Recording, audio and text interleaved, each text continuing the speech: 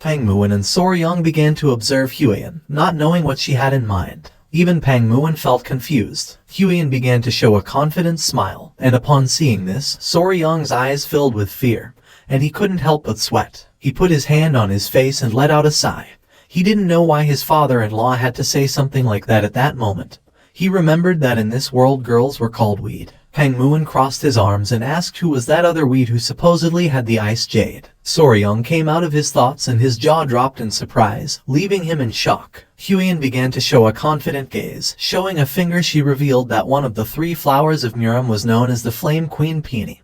Her real name was Namgun Seol, the daughter of the Namgun clan. From what she had heard, Seol had the ice jade, but she really didn't need it. Upon hearing this good news, a smile appeared on Pang Muin's face, while on the other hand, Soryang's jaw dropped in surprise. While they were conversing, the little gecko appeared and started making chirping sounds to get Soryang's attention. Upon hearing the gecko's voice, our boy became curious and turned around. The little gecko's eyes filled with tears and sadness. Huiyin asked what he was saying, and Soryang revealed that he was asking them to quickly treat the injured gecko. Soryang reached out his hand and decided to save the rest of the conversation until after treating the gecko. Huiyin nodded her head, noticing that the little gecko was nervous. She thought that was for the best. Soryang peeked his head between the rocks and saw the little gecko sleeping.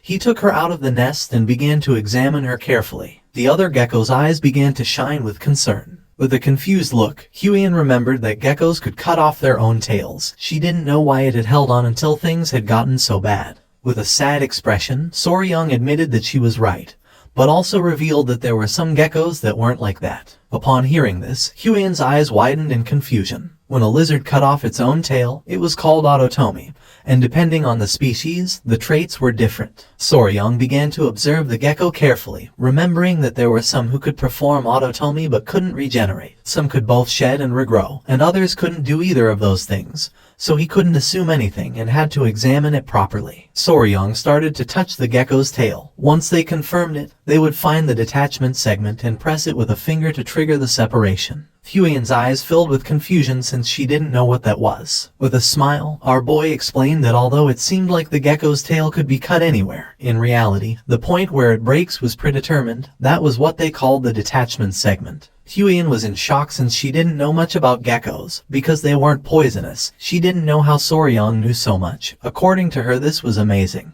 The gecko was sleeping in Soryang's hands. He had sounded confident when he said it, but the tail was already very decayed, so he wasn't sure that the surgery would go well. Soryang grabbed its tail and his eyes began to shine with determination.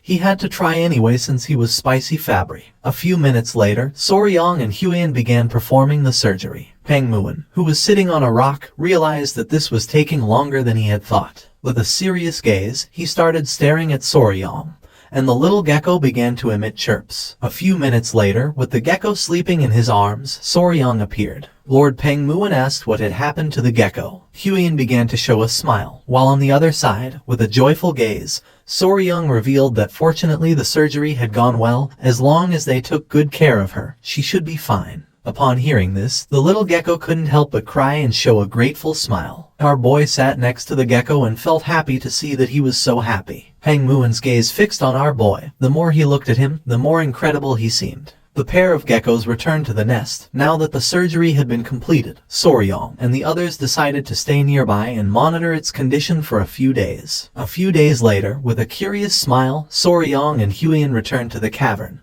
and began to run toward the rocks. Near the nest was the pair of geckos playing happily. Seeing that her condition was better, Soryang couldn't help but smile. The little geckos began to show tender looks. Soryang clenched his fists and couldn't help but feel excited, realizing that they had gone from being kittens to being lizard puppies, knowing that if this had happened in his past life, it surely would have gone viral. Soryang's attention was fixed on the female gecko, realizing that the injured girl had also regained some strength. Now that her condition was better, Soryang decided it was time to leave. Upon hearing this, the gecko's eyes widened with sadness. With a smile, Soryang explained that they were not going away forever. They were just going to get some food for them and then come back. Until then, he asked the gecko to make sure to preserve the seeds kai. The two geckos nodded their heads. Soryang turned around and with a confident gaze told Huiyin that it was time to return to the Tang clan. With an excited gaze, he clenched his fist and thought that it was time to obtain the ice jade. A few hours later, they returned to the manor of the Tang clan and sat down to chat with the patriarch. Back in the Tang clan, leaving behind the geckos, a few pieces of news had arrived, and among them,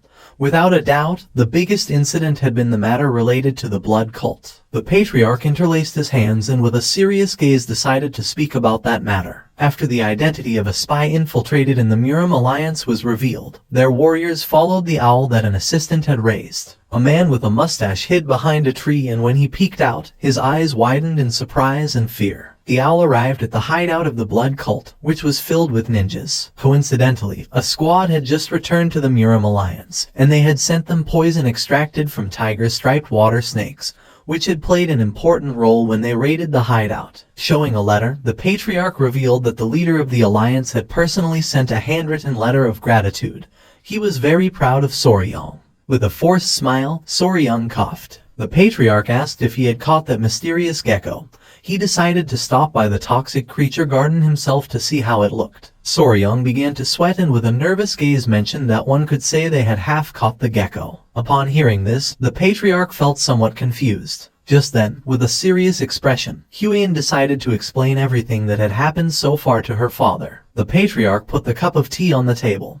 He began to stroke his beard and started thinking about the ice jade. Resting her hands on the table, Huiyin stood up and explained that for that reason, they had planned to go together to Anhui province to visit the Namgung clan. After thinking, with a calm gaze, the patriarch gave them permission to go. For him this was very convenient since he needed them to deliver something along the way. The timing wasn't the best because of the blood cult, but if Soryong was with her, he could be at ease. Soryong let out a sigh and his eyes filled with confusion since he didn't know if that had been a stealthy way of assigning him a task. Just before they could leave, with a serious expression, the patriarch asked them to wait a moment. He closed his eyes and revealed that some disturbing rumors had been circulating lately about the Namgung clan. Soryong and Huiyin began to look at each other and their eyes widened in surprise. It was nighttime and near the Namgung clan was Yellow Mountain. Two men were walking around the area. The bald man's eyes filled with surprise and he couldn't help but sweat when he asked if his friend was joking. With a confident gaze, his friend said that he was telling the truth. He again mentioned that the young lady from the Namgung clan was not normal. With an angry gaze, the bald man asked his friend to stop saying nonsense and not to make up dirty and scandalous rumors. His friend's attention was fixed on something. Not far from them there was a man lying on the ground. Upon seeing this, their eyes widened in fear. They began to run toward the man without knowing why someone had collapsed here. The friend placed his hand under the man's head without knowing if he was dead. Just then, the man began to smile. Their attention was fixed on the man and they could not help but feel even more confused. The man had not collapsed. Blood was coming out of his nose. He was red like a tomato and gasping heavily, as if he were in love. The men began to look at each other and felt even more confused. They carried the man on their back and decided to take him to the village thinking that he must be drunk. Not far from them, there was a woman hidden behind a tree, watching everything. The woman's body began to release a strange aura. Her shadow became larger. She was like a spider hanging from its... So, friends, this chapter comes to an end. What will happen next? We'll uncover it in the next chapter. Don't forget to rate this chapter out of 10 in the comments.